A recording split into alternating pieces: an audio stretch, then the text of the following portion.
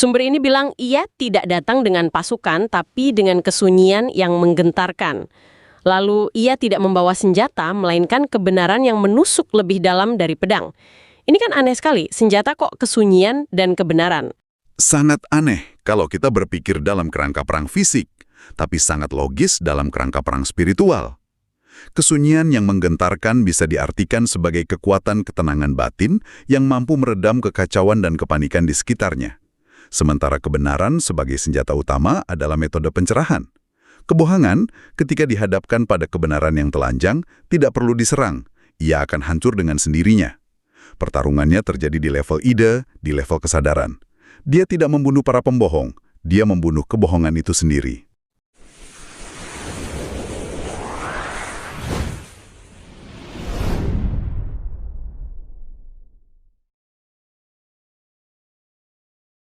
Nah, hari ini kita akan membahas satu sumber yang Anda bagikan, dan ini jujur menarik banget. Sebuah narasi dari kanal YouTube Ki Ronggojati tentang sosok legendaris Satrio Peningit. Sumber ini terus terang melukiskan gambaran dunia yang cukup suram ya. Dikatakan dunia kita sedang kehilangan arah, di mana keadilan menjadi barang langka. Langit bahkan digambarkan retak dan bumi menangis. Jadi misi kita kali ini adalah mencoba mengurai bersama siapa sebenarnya Satrio Peningit ini menurut sumber itu, apa misinya, dan yang paling bikin penasaran, apa sih sebenarnya yang dimaksud dengan Perang Kubro? Tentu, dan yang membuat narasi seperti ini begitu kuat, itu kemampuannya menangkap perasaan zaman. Cerita dan ramalan semacam ini seringkali muncul atau jadi populer di masa-masa penuh ketidakpastian. Mereka jadi cerminan dari kegelisahan kolektif, tapi sekaligus juga harapan tersembunyi. Jadi, kita nggak cuma akan membedah ceritanya, tapi juga mencoba memahami kenapa simbol-simbol yang digunakannya, mulai dari kelahirannya sampai pertempurannya, bisa begitu beresonansi dengan banyak orang. Ini lebih dari sekedar dongeng loh, ini semacam cermin psikologis. Oke, mari kita mulai dari awal. Kalau gitu dari kelahirannya. Sumber ini jelas sekali menekankan kalau dia bukan datang dari kalangan istana atau elit. Dia lahir di desa terpencil di lereng gunung. Bahkan kelahirannya pun dramatis banget, di tengah hujan badai dan petir yang tak berhenti menggema. Sejujurnya ini terdengar sangat klise ya, kayak formula cerita pahlawan pada umumnya kan? Apa ada makna yang lebih dalam di balik simbol-simbol ini? Nah, itu pertanyaan yang bagus sekali. Karena memang polanya sangat arketipal. Tapi justru disitulah kekuatannya. Kelahiran di tempat sederhana, jauh dari pusat kekuasaan, itu sebuah penegasan fundamental. Artinya, legitimasinya itu bukan berasal dari status, keturunan, atau kekayaan. Kekuatannya murni begitu. Dan badai saat kelahirannya, itu bukan sekedar drama. Itu simbol bahwa kehadirannya di dunia ini ditakdirkan untuk menggoncang tatanan lama, untuk membawa perubahan yang disruptif. Jadi apa yang terdengar klise, itu sebenarnya cara paling efektif untuk menyampaikan pesan bahwa ini bukan pahlawan biasa, tapi seorang pembahar total. Dan yang paling menonjol, dia berbicara sedikit tapi mendengar banyak. Ini agak berlawanan dengan citra pemimpin yang kita kenal sekarang ya, yang biasanya karismatik dan pandai berorasi. Kenapa di sini justru digambarkan sebagai pengamat yang pendiam? Betul, dan ini poin yang sangat penting. Banyak narasi kepahlawanan modern itu fokus pada aksi, pada kekuatan fisik, atau retorika yang membakar semangat. Tapi di sini, kekuatannya justru ada pada kemampuannya untuk tidak bertindak gegabah. Kemampuannya untuk mendengar dan memahami situasi secara mendalam sebelum bertindak. Ini sebuah kontra narasi terhadap kepahlawanan yang impulsif. Kebijaksanaannya datang dari observasi, bukan dari dominasi. Dia tidak memaksakan kehendaknya pada dunia, dia membaca kehendak semesta. Dan pembacaan terhadap semesta itu diperkuat oleh detail yang satu ini. Dikatakan dalam narasinya bahwa burung-burung berhenti berkicau saat ia lewat dan hewan liar menunduk, seolah akan alam sendiri yang memberinya hormat. Ini memberikan dimensi mistis yang sangat kental pada karakternya. Tepat. Ini adalah cara narasi untuk mengatakan bahwa dia selaras dengan tatanan kosmik yang lebih besar. Pengakuannya tidak datang dari manusia, yang seringkali penuh intrik dan kepentingan, tapi langsung dari alam.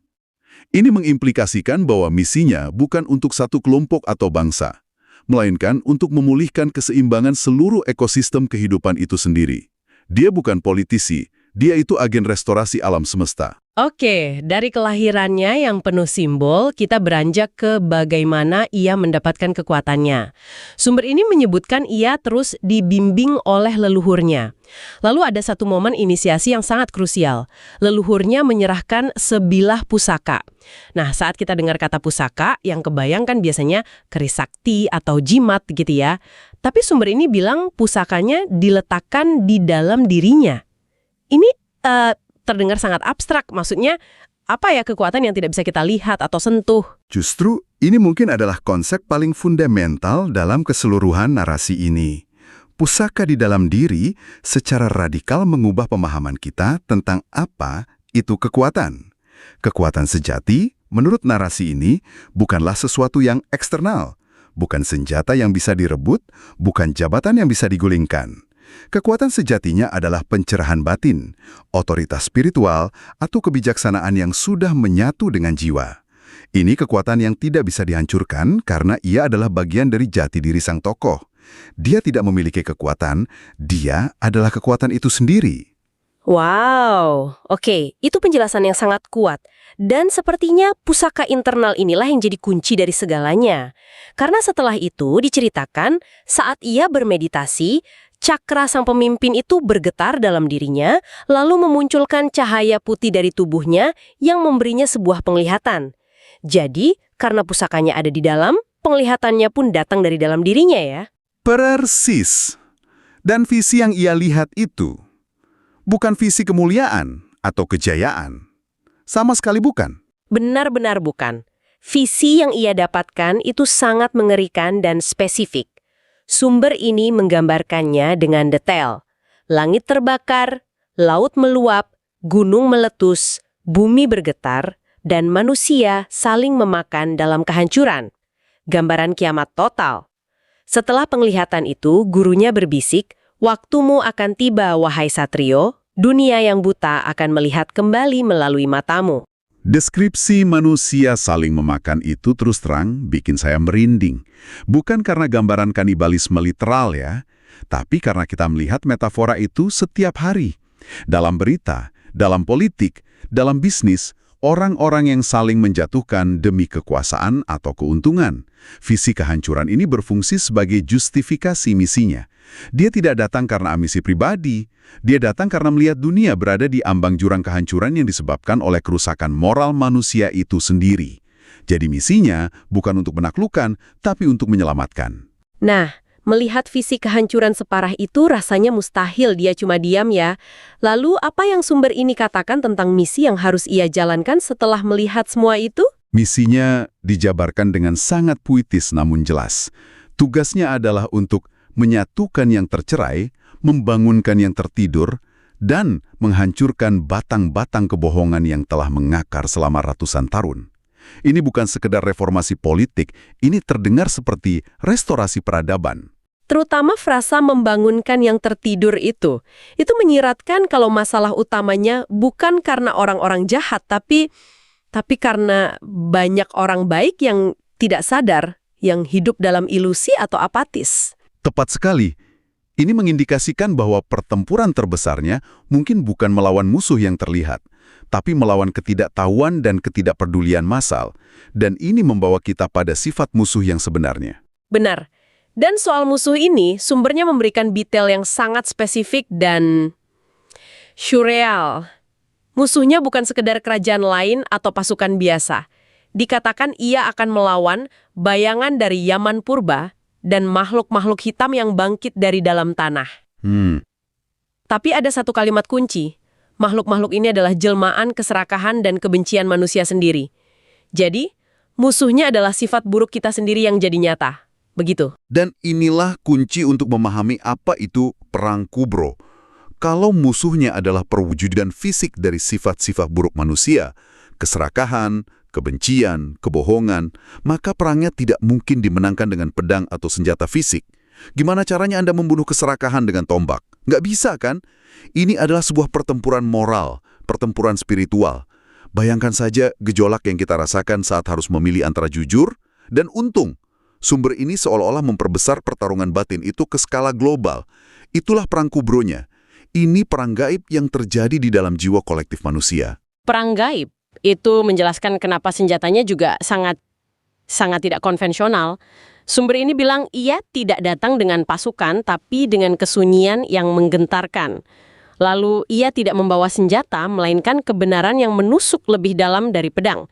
Ini kan aneh sekali, senjata kok kesunyian dan kebenaran.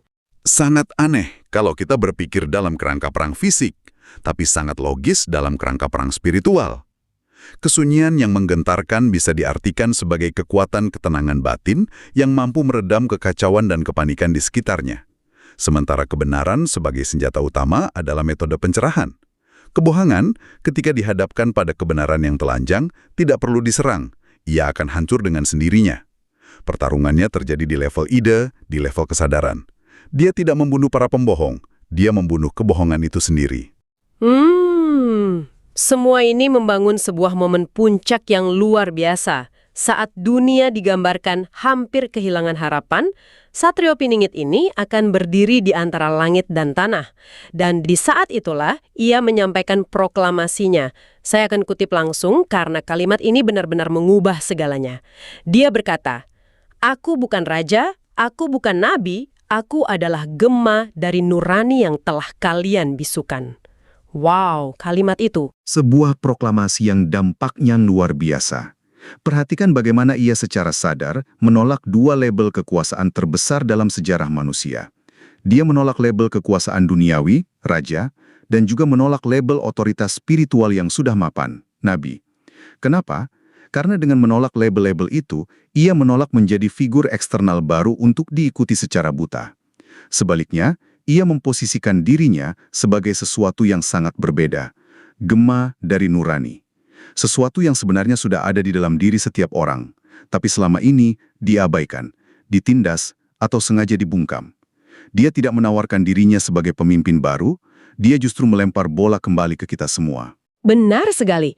Dia tidak mengklaim sebagai sumber kebenaran baru, tapi sebagai pengingat akan kebenaran universal yang sudah ada di dalam diri kita. Dan konsekuensinya, sumbernya mengatakan, dari sanalah sejarah baru akan ditulis. Bukan di atas batu, tapi di dalam hati manusia. Nah, itu adalah konsekuensi logis dari proklamasinya. Kalau ia adalah gema nurani, maka perubahan yang ia bawa bukanlah perubahan hukum di atas kertas atau pergantian penguasa. Perubahan yang ia bawa bersifat fundamental dan personal. Itu adalah transformasi batinia. Sejarah tidak lagi dicatat dalam prasasti atau buku undang-undang, tapi dalam perubahan cara manusia berpikir, merasa, dan bertindak. Perubahan sejati terjadi di dalam hati manusia. Dan di titik inilah, narasi ini berbelok tajam dari sebuah cerita masa depan menjadi peringatan yang sangat mendesak untuk masa kini. Di bagian akhir, nadanya berubah. Ada kutipan yang sangat langsung. Bersiaplah, perang kubro sudah dimulai. Jadi ini bukan lagi sesuatu yang akan datang, tapi sesuatu yang sedang terjadi sekarang, menurut sumber ini. Tepat. Narasi mitologis yang kita bedah tadi, oleh sumbernya, ditarik menjadi sebuah lensa untuk membaca kondisi saat ini. Perang gaib itu bukan lagi konsep abstrak, tapi sudah bermanifestasi di dunia nyata. Kekacauan, konflik, krisis yang kita lihat di sekeliling kita bukan lagi peristiwa acak, tapi bagian dari pertempuran kosmik yang lebih besar antara kebenaran dan kebohongan, antara nurani dan keserakahan. Ya, sumber ini menghubungkannya langsung. Dampak perang gaib itu di dunia nyata digambarkan sebagai bencana di sana-sini, lalu sifat manusia yang akan saling berebut kekuasaan, dan dinamika sosial di mana yang kuat akan menindas yang lemah. Ini deskripsi yang sayangnya terasa sangat relevan ya bagi banyak orang yang merasakan gejolak zaman sekarang. Betul. Ini adalah cara narasi untuk memberi makna pada penderitaan dan kekacauan. Bagi pendengarnya, ini bisa memberikan semacam, penghiburan bahwa di tengah semua ini ada sebuah proses yang lebih besar sedang berlangsung. Sebuah proses penyucian menuju tatanan baru. Narasinya bahkan memberi penanda waktu yang spesifik, menyebutkan inilah perjalanan Satrio Piningit terbaru 2025 yang membuatnya terasa semakin dekat dan nyata.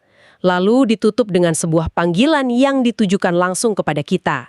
Bersiapkan diri kalian, orang pilihan Satra Piningit akan segera diketahui dunia. Frasa orang pilihan itu sangat menarik karena maknanya sengaja dibiarkan terbuka. Apakah ini merujuk pada sekelompok kecil pengikut setianya? Atau kalau kita kembali ke proklamasi utamanya bahwa ia adalah gema dari nurani. Apakah orang pilihan ini adalah siapa saja, orang biasa seperti kita, yang akhirnya siap untuk berhenti membisukan nurani mereka dan mulai mendengarkannya?